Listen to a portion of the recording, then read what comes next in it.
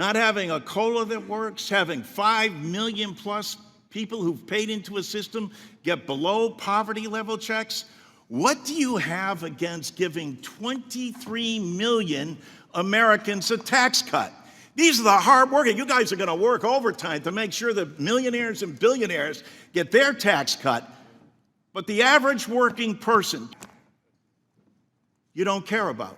That was Representative Larson at a Congress hearing to protect Social Security and Medicare. I'm going to play the full video clip of what he said there. Also, now that we are officially in 2025, January, there are 6 changes that take effect starting today, actually a couple days ago, January 1st. But you need to know about these because a few of them I did not expect the changes. For example, number 3, the maximum monthly benefit is rising by $196. I'll let you know the rest of those changes that are now official now that we're in 2025. Also, we have the January payment schedule. I'm going to let you know exactly when you're going to get your January Social Security check if you weren't aware already. And I'm going to give you some other important updates as well.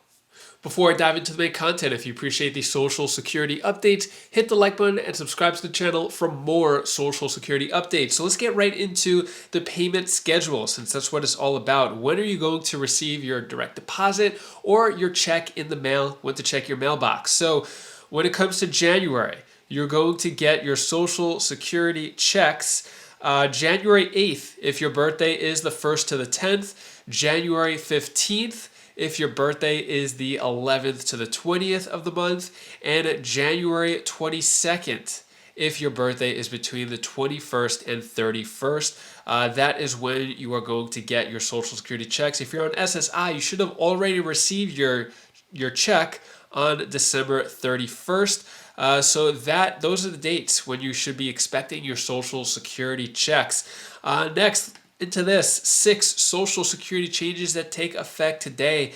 Officially January 2025, we are officially in a new month. There are new Social Security changes you need to be aware of. I don't want this taking you by surprise when it's too late when you find out about these changes. So I'm going to get into these changes, but first I'm going to play that video clip from Representative Larson. Then I'll get into these 6 Social Security changes that take effect today, 2025. Larson, you're now recognized.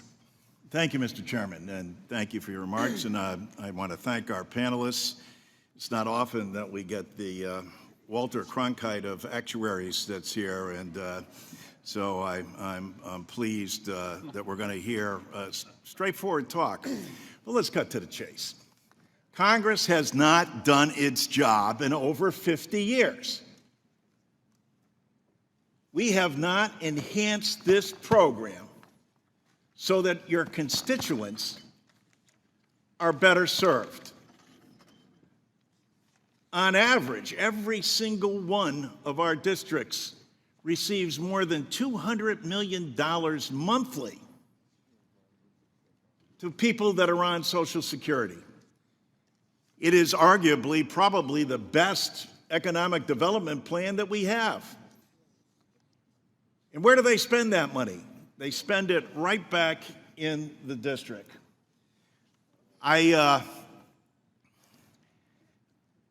can't help but get upset when you think about the fact that 10,000 baby boomers a day become eligible for Social Security.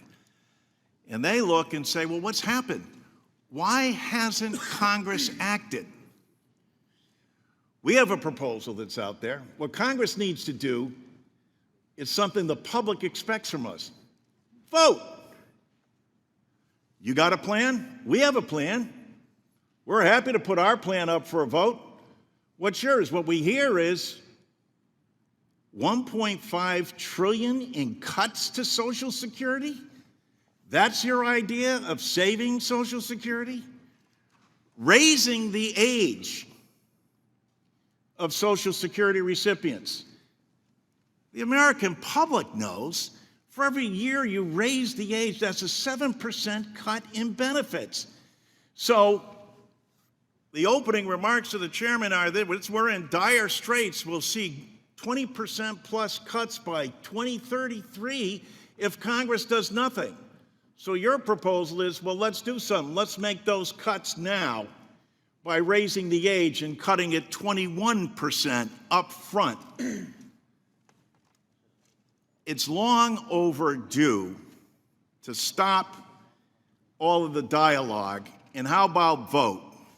How about put out your plan, do what the people have asked us to do. Everybody agrees that there's a crisis, that there's a need here. So what do we get elected to do?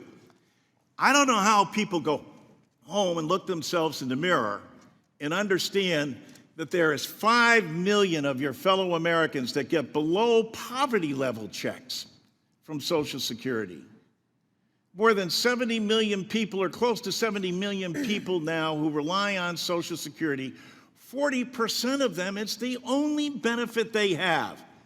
And you, Congress, with the responsibility of changing that, do nothing. You don't vote. That's what we need more than anything else. Aside from laying out the numbers and getting the news, good and bad, then the question is, how do you solve the problem? Cutting Social Security doesn't solve the problem. It exacerbates it. You mean to tell me that things haven't changed in 53 years? Not having a COLA that works, having 5 million plus people who've paid into a system get below poverty level checks? What do you have against giving 23 million Americans a tax cut? These are the hardworking. You guys are going to work overtime to make sure that millionaires and billionaires get their tax cut. But the average working person, 23 million Americans that will get a tax cut if this Congress were to act, you don't care about. So whether it's a tax cut, whether it's getting benefits to the point where they're livable for people, and making sure that no one can retire into poverty, and repealing WEP and GPO and paying for it.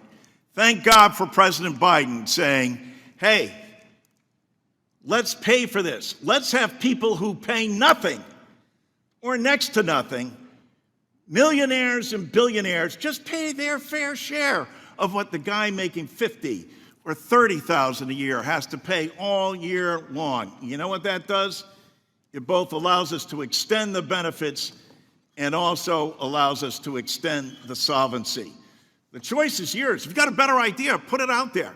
But it seems like the only idea is to cut Social Security by $1.5 trillion and to cut people's benefits by raising the age 21% across the board. I yield back. What are your thoughts on what Representative Larson had to say? He's probably one of the few representatives in Congress who actually care about Social Security and wanted to increase. I would say Representative Larson with his bill, the Social Security 2100 Act, and Bernie Sanders, Senator Bernie Sanders, with his Social Security Expansion Act. So hopefully one of those bills will have a future in 2025. We had the Social Security Fairness Act get passed, which was great.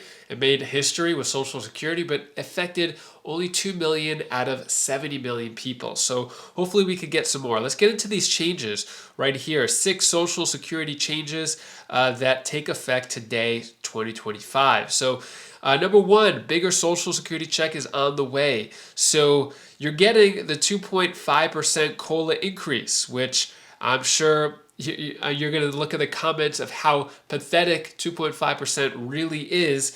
It's better than no percentage increase, but your Medicare Part B and other premiums are just going to eat away at that. Not to mention that food prices are still high, gas prices, not the lowest they've been, and rent and utilities are still really expensive. So at 2.5%, unfortunately, I wish it was a lot higher. Number 2, high earners may have to open up their wallets a bit wider. So looks like all earned income between 1 cent and 176,000 is applicable to 12.4% payroll tax. Anything after that doesn't get taxed, which hopefully a change comes to that soon.